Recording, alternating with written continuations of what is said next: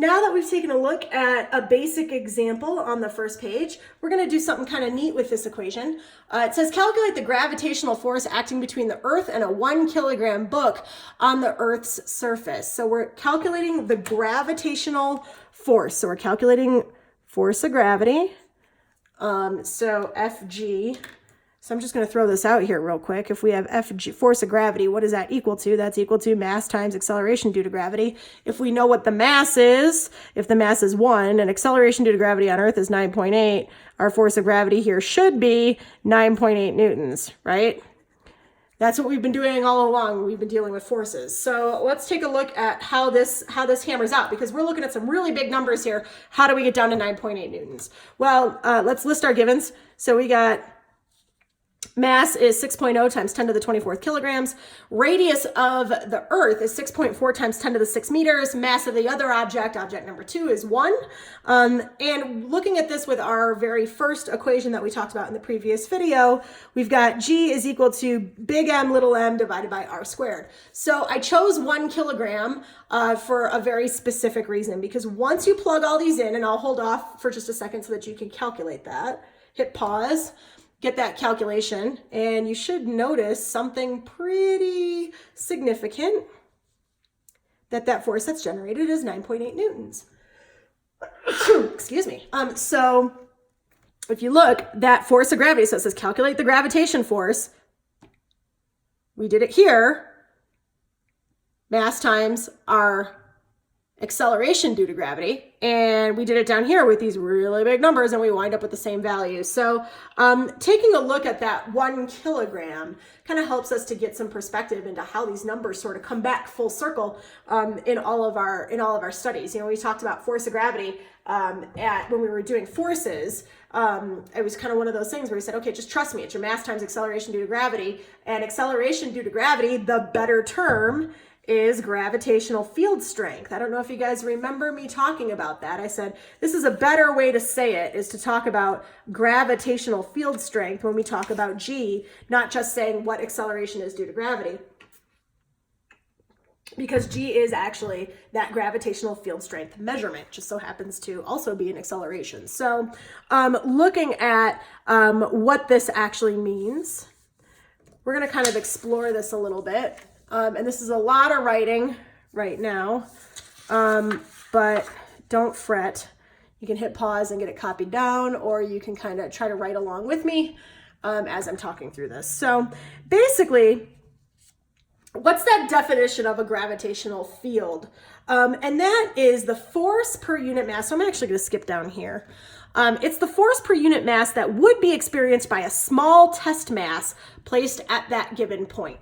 Like, what? That doesn't even make any sense. What even is that definition? And if you notice, I highlighted small test mass. So we're going to come back to that in just a second. So everything up until this point that we talked about, if you've got mass, you've got a gravitational field. You have a gravitational field. I have a gravitational field. My hedgehog has a gravitational field. This ink pen has a gravitational field. Everything has a gravitational field. So what is a gravitational field? That's this definition here. It's a region around a mass in which another mass would experience a gravitational force. So saying this pen has a gravitational field around it, that means any other mass in this region has it's got that gravitational force, or it's somewhat under the influence of that gravitational force. Now the mass is so small, and then when you multiply two small masses, say for example, by this value big G, we're multiplying it by 10 to the minus 11th, none of these values come out to be of anything of significance, really. But the interesting thing is that gravitational field never really reduces to zero completely. So, and that's in theory. So that as you get further and further away, so if we look at this equation again, we've got this universal gravitational constant calculated by our good British friend. Instead of fighting Napoleon, he's calculating G. Way to go, bud. And then we've got these two masses, yes, and then we're dividing it by the radius squared. So the further apart those values get, or those two objects get, mass 1 and mass 2, whatever they may be, the further apart they get, that F value is getting really small really quick. So it's one of those things where we say it never really goes to zero completely, but you get to the point where it becomes negligible. So for example, you might see on a test asking to prove that the force of gravity from the moon on the Earth is not considered to be something that you have to consider in any of your calculations. That might show up on an exam. And I don't know why I would say that might show up on an exam. I just write the things. So we say that gravitational field, that definition of a gravitational field, is any region around a mass where another mass experiences a gravitational force. That's basically everything with everything else. Everything has a gravitational field. In theory, that gravitational field never completely reduces to zero. So what kinds of questions can we ask with that? Well, as a scientist, we might say, well, if a mass was put in a certain place near another mass, what would be that gravitational force? And, you know, the first thing that we do is we go back to this equation and we say, well, it depends on the mass of the other object, right? So that's where this whole idea of this small test mass comes in, because we don't really have a good way to quantify it if we say it's mass dependent. So as scientists, we say, all right, we're going to ask the same question, but we're going to ask what's the force on 1 kilogram instead? Because once we get that force on 1 kilogram, we get a nice friendly number that we can work with and apply it to any other situation. So for example, if we wanted to do, instead of a 1 kilogram book here on Earth's surface, we could do me, for example, and say, all right, what's the force of gravitation acting between Earth and me? And once I get that, once I bang out all this entire calculation here, this force value is actually going to become my weight in newtons. So then all I have to do is divide it by 9.8 and I get my mass in kilograms again, and then I get my acceleration due to gravity. It all works out really nicely. So we start with this idea of what would be that force on 1 kilogram, because we can take that 1 kilogram value and we can then either scale it up or scale it down depending on the masses of the objects. Now, going back to this whole concept of having a small test mass, we want to have a small test mass when we ask this question, because if this mass gets too big, so if we talk about what is that force per unit mass that would be experienced by this object, by this big M, when we put another object next to it. Well, if this object is equal in size or larger, then all of a sudden that larger mass is going to start generating its own field. So we always say small test mass. It's kind of a funky term. You'll see it when we start talking about we call test charges and things like that. We start talking about electricity. So you'll kind of see these weird phrases like this, but basically what it says is we're trying to get the smallest unit possible so that nothing can impact anything else. So if we look at what that force per unit mass is, force per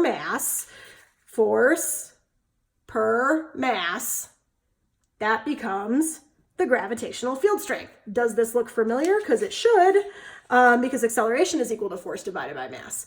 So again, that these values kind of keep cropping up, and hopefully that starts to make some more sense in terms of why we've been using these values in the past for some of our other problems when we were dealing with forces.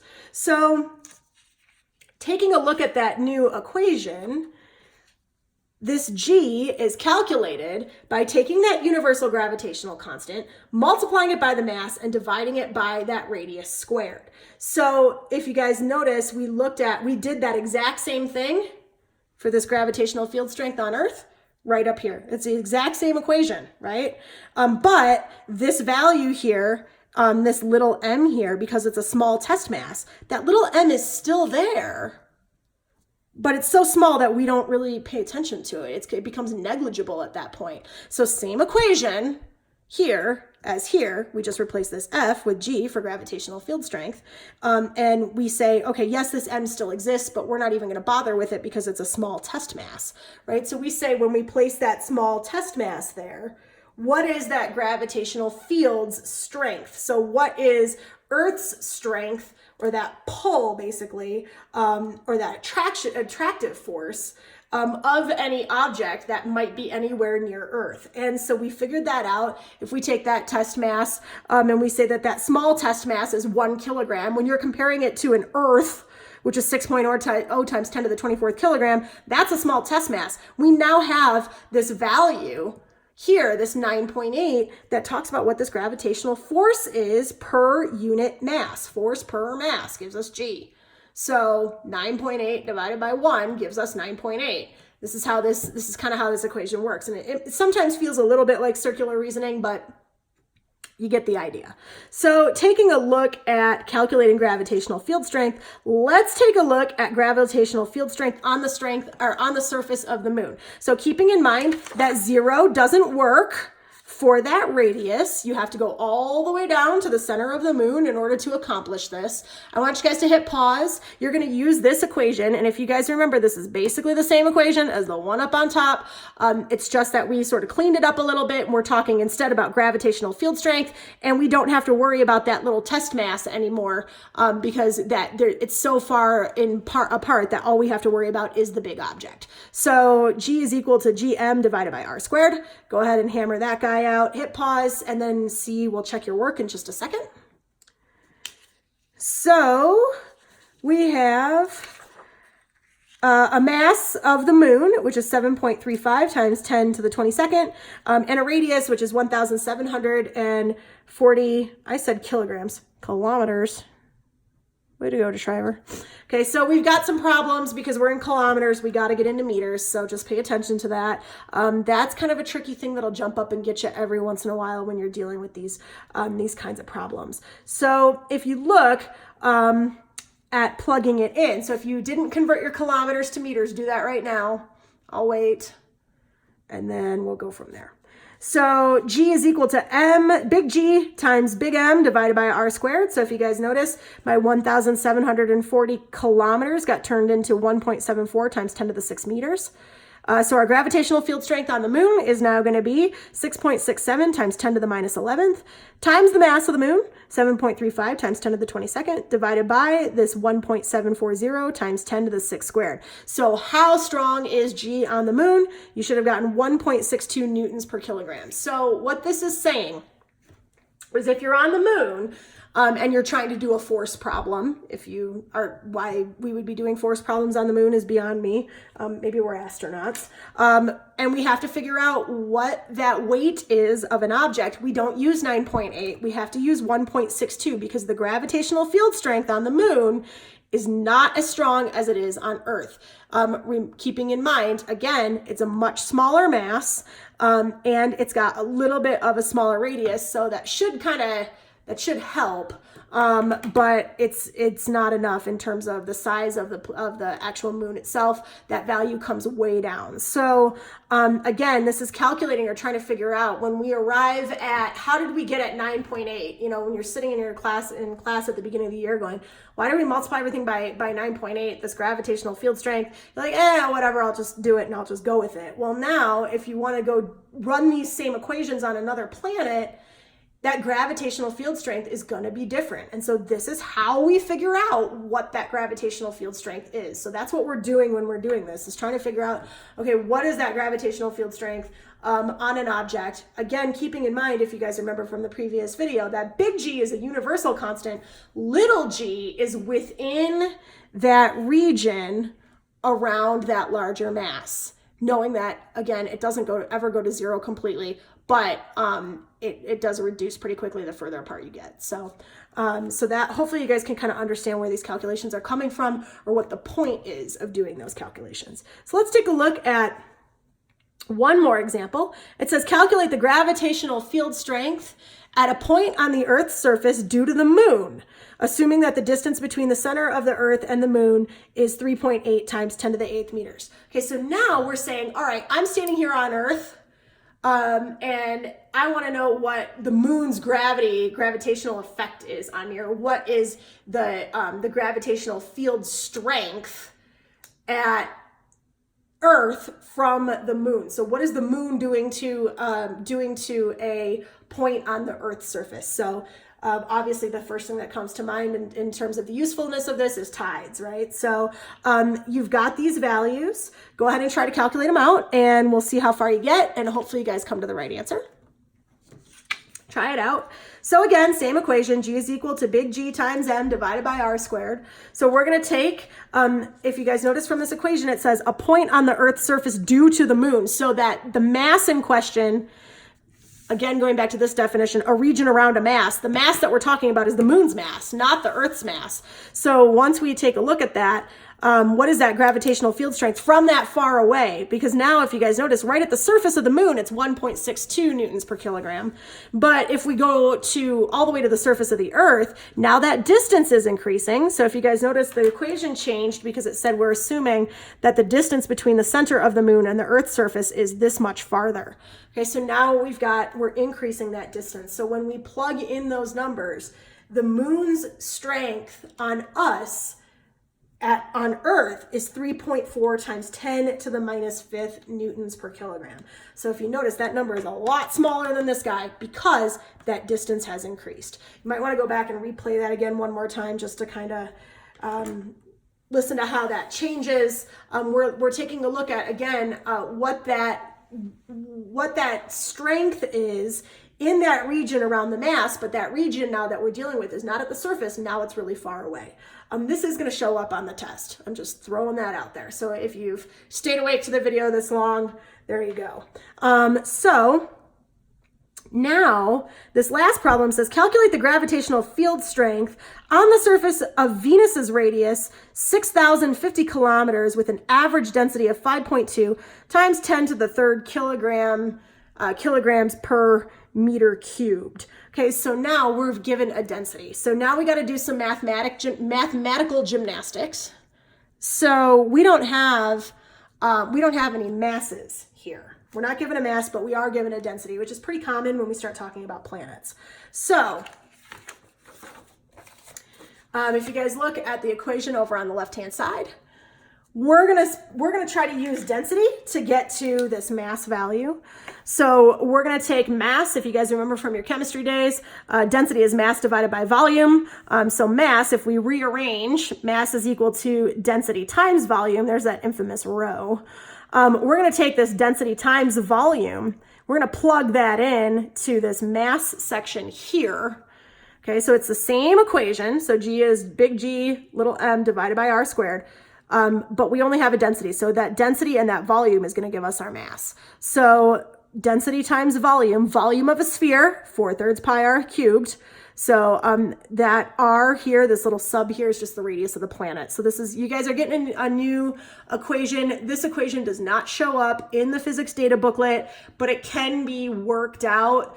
You know, if you see this on the test, you're going to go, oh dear God, I got to calculate density, or I got to calculate mass from density and volume with a radius. And it can be done. You can derive it. It's not too difficult to do. It's just kind of a pain in the butt. So we've got this plugged in value. We've got an equation for volume of a sphere, 4/3 pi r cubed of that planet. So now our mass is equal to the density times 4/3 pi r cubed of the planet. Now we plug that in for our mass. And you guys can just do it this way. You can get your mass and you can calculate it out and plug it in for mass, and it's going to all divide out anyway. But if you want to continue on and get that math reduced as closely as possible, so you're doing minimal number punching in on your calculator, once you plug that in for mass, your G equation is equal to big G. So big G, you see where that is? So here's where this lines up. Times your density. So we now have mass, and this value for mass is our density times 4/3 pi r cubed. So density times 4/3 pi r cubed. We have to divide it by r squared. Once we divide r cubed by an r squared, that now gets us down to just 1 r. So our G value is capital G times density times 4/3 pi r. And then you should get 8.8 newtons per kilogram once you hammer all of that out. The way that I did that in my calculator without, to make sure that the answer came out correctly, was I just did it all as one. So I did parentheses on my G value. I put 4/3 in parentheses. I multiplied it by pi. I multiplied it by the density of the planet.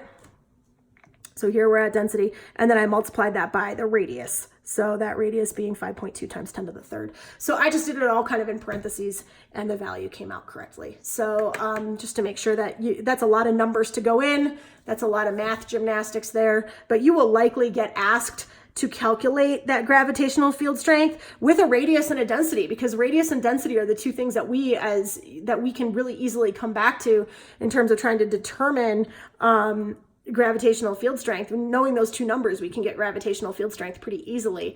It just is that you got to go through all this math headache to get there. You just got to keep plugging things in for things and replacing and so on and so forth. But you guys get asked to do that pretty frequently. So that is going to be the end for the second video. And when we go on to the third video, we're going to talk about how to calculate the combined gravitational field strengths of different planets and moons. So that's what's coming next.